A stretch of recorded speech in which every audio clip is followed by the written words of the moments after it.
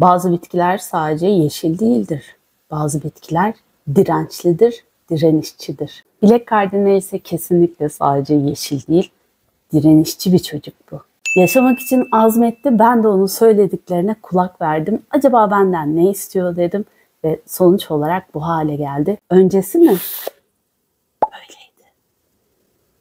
Neler yaşadık neler, bugün onlardan bahsedeceğim. Bilek kardinalin hikayesini size aktaracağım. Aynı zamanda da bu çocukla neler yaşadık, ne gibi süreçlerden geçtik. Ben yaptım, siz yapmayın diye, güzel bir ders olsun diye bunları size aktarmak istiyorum. Ama her şeyden önce eğer ilk defa geliyorsanız ben Ezgi. Bu arkadaş da Mia Hanım olur. Beraber iç mekan tropikal bitkilerine bakıp sizlere edindiğimiz tecrübeleri ve araştırdığımız bilgileri aktarıyoruz. Hadi başlayalım o zaman.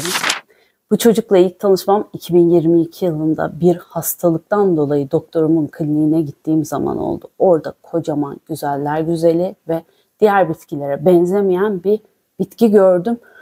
Dedim bu ne? Bulmam lazım, almam lazım. O sıra böyle koleksiyonum yavaş yavaş artıyor ve Philodendron Black Cardinal olduğunu öğrendim. Philodendronlarla ilk tanışmam bu çocuk sayesinde oldu. Yoğun uğraşlar sonucunda 2023 yılında kendisini satışta buldum ve aldım. Aldığımda gayet sağlıklıydı. Güzel güzel evime getirdim çocuğumu. Ama sonrasında hatırlayan hatırlar, evimde yoğun bir trips dönemi oldu ve bu bitki zararlısı bütün bitkilerime zarar verdi. Bu çocuğun da yapraklarında nokta nokta böyle benekleşmeler oluştu ve ben o dönemde o kadar panik halindeyim ki bu nedir bu nedir araştırmalar yapıyorum. Dediğim gibi filodendronlarda da daha çok fazla tecrübem yok. YouTube'da bir tane video buldum arkadaşlar. Çocuğun bir tanesinde de bu tarz noktacıklar oluşmuş. Çocuk o kadar profesyonel, o kadar bilinçli bir şekilde anlatıyor ki bu bir mantar sorunu ve bitkilerin çoğu ölecek diyor. Tavsiyeler vermiş, bütün yaprakları kesin, bu mantar hiçbir şekilde bitkilere yayılmaması gerekiyor. Bütün koleksiyonumu mahvetti vesaire şeklinde. Ben de tabii ki siz de yapıyorsunuz, eminim ki araştırıyorsunuz, sadece bir tane videoya denk geliyorsunuz ve o video doğrultusunda yanlış kararlar alabiliyorsunuz. Ben de öyle yanlış bir karar aldım ve çocuğun benekli bütün yapraklarını kestim. Bu hale geldi. Yolunmuş tavuk gibi karşımda kaldı çocuk. Ben iyi bir şey yaptığımı zannediyordum ama iyi bir şey yapmadım. Şimdi şu konuya özellikle dikkat çekmek istiyorum arkadaşlar. Bir bitkide yoğun bir yaprak budaması yaptıysanız eğer. Gel anneciğim. Gel. Gel bakalım.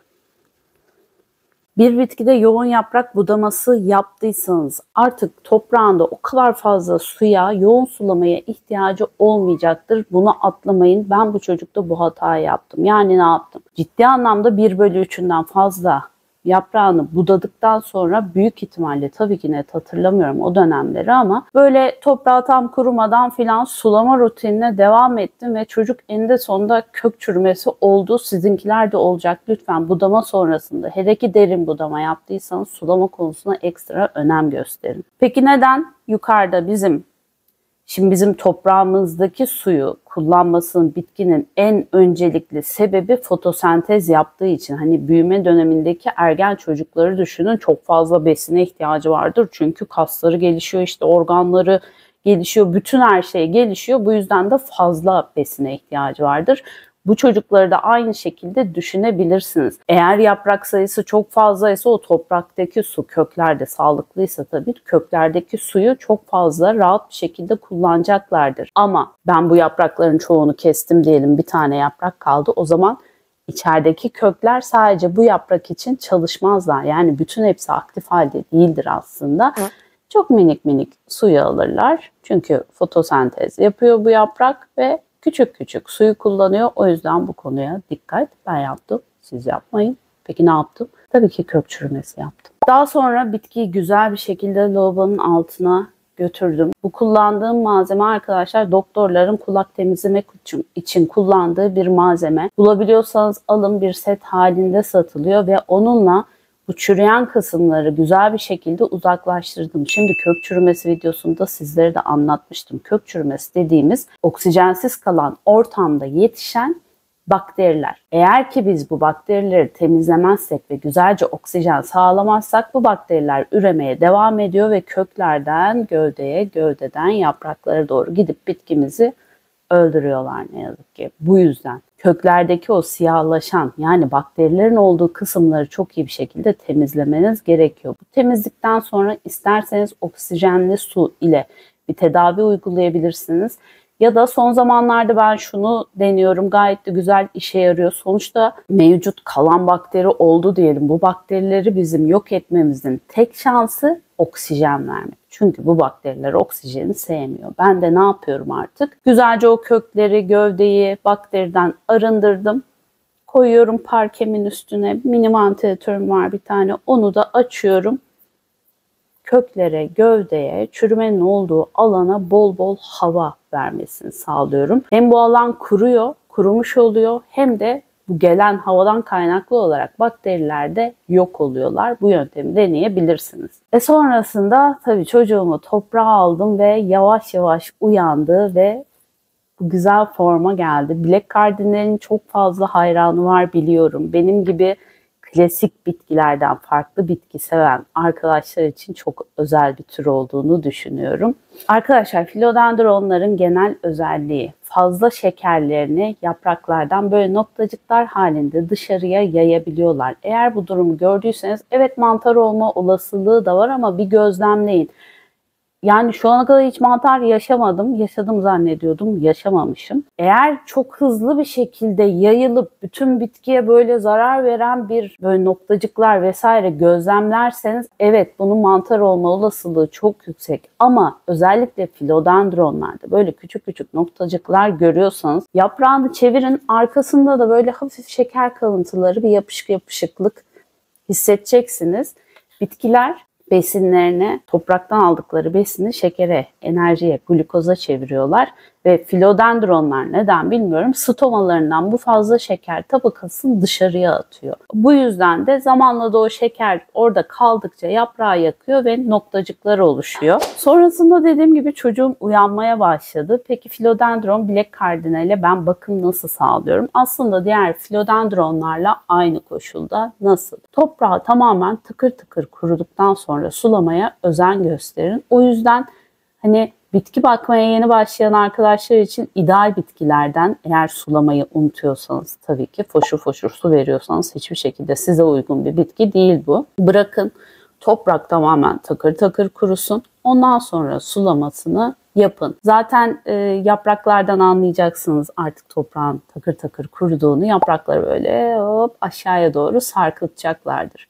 Güzel aydınlık alan bir konumda tutuyorum ama şimdi koyu yapraklı bitkileri bu kadar aydınlıkta tutmanıza gerek var mı? Şimdi benim öyle bir imkanım olduğu için tutuyorum ama orta ışık alan bir alanda da Black Cardinal'e bakabilirsiniz. Çünkü hani biliyoruz ya, açık renkler güneşi yansıtır, koyu renkler bu ışığı çekerler. Bu yüzden ışığı bir şekilde her yerden yakalama özelliğine de sahip bu koyu yapraklar. Bu yüzden de evinizin istediğiniz ama gene de ışık alırsa daha iyi olur. Güzel bir ortamına konumlandırabilirsiniz. Ama güzel ışık verirseniz daha hızlı, daha güzel, daha sağlıklı bir şekilde büyüyecektir. Bunu da unutmayın. Ben şeffaf saksı kullanıyorum. Çoğu bitkimde yavaş yavaş da geçmek istiyorum. Gördüğünüz gibi toprak kurudu mu kurumadı mı bu şekilde gözlemleyebiliyorsunuz ama sadece bakarak da sulamayın tamamen kurumasını isteyen bitkilerde. Bir parmağınızla, şu an dışarıdan mesela kuru gibi gözüküyor ama şu an toprağın nemli. O yüzden bu çocuğu ben sulamayacağım. Büyüme hızı bence gayet güzel. Tabii aldığı ışık konumuna göre de bu hız değişiklik gösterecektir. Bunu da unutmayın lütfen. Besin konusuna gelirsek, yeni yaprak çıkarıyorsa bütün bitkilere besin verebilirsiniz. Ama yeni yaprak çıkarmıyorsa, belli bir büyüme gerçekleştirmiyorsa olabildiğince besin vermekten kaçının canlar. Çünkü kökleri yakarsınız. Demin bahsettiğim hani yukarıdaki yaprakları budadığımız zaman köklerin işlevi azalıyor ya. Büyüme dönemi gerçekleştirmiyorsa da köklerin su çekme işlevi azalıyor. Bu yüzden eğer siz besinli su verirseniz, şimdi besinli suların içerisinde tuz ağırlıklıdır. Besini zaten bitkiler tuz ağırlıklı olarak o şekilde alıp daha sonra glukoza çeviriyorlar. Eğer bitki büyümüyorsa bu besinli suyu da fazlasıyla kullanmayacağı için kökleri yakma olasılığınız mevcut. Bir bitkiye asla büyüsün diye besinli su vermeyin. Işık verin. Bitki büyüyorsa besinli su verin. Nem konusuna ben artık takılmıyorum hiçbir bitkiyle alakalı. Çünkü onun çözümünü gayet güzel bir şekilde buldum. Doğa çiçekleriyle ilgili bir tane video çekmiştim. Eğer evinizde nemle ilgili sorun yaşadığınızı düşünüyorsanız lütfen o videoya bakın. Aşağıya da linkini koyacağım yardımcı videoların kök çürümesiyle de alakalı olarak. Evet, sizde bilek kardinal var mı? Almayı düşünür müsünüz bilmiyorum ama gerçekten benim koleksiyonumda özel yere sahip bitkilerden bir tanesi. Siz ne düşünüyorsunuz bu konuda? Bir sonraki hafta görüşmek üzere. Kendinize çok iyi bakın.